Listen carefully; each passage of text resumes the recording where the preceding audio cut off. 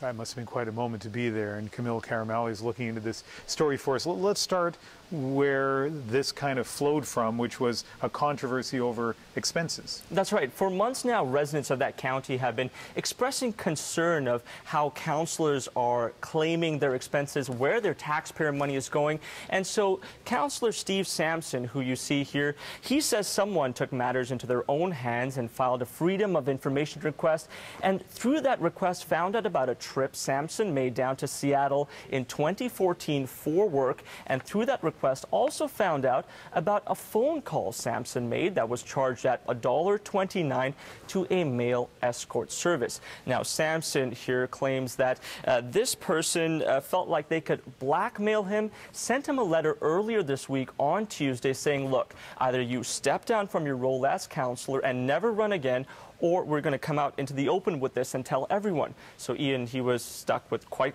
the dilemma there. Well, and you would think that most people, politicians are not in that situation, would not want this information to become public. So you could imagine how surprising it was for everyone when he stepped forward. That's right. And it's also important to note that he does believe that he did pay for this phone call out of his own pocket. But what he was trying to do here is get ahead of the anonymous person who was trying to blackmail him.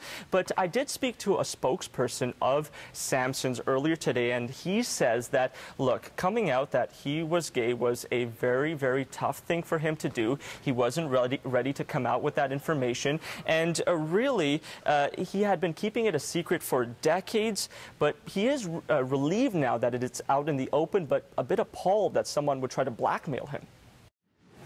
Well, my first reaction, of course, was shock, dismay, that someone would stoop to such a low level to, you know, attempt to embarrass or discredit my name.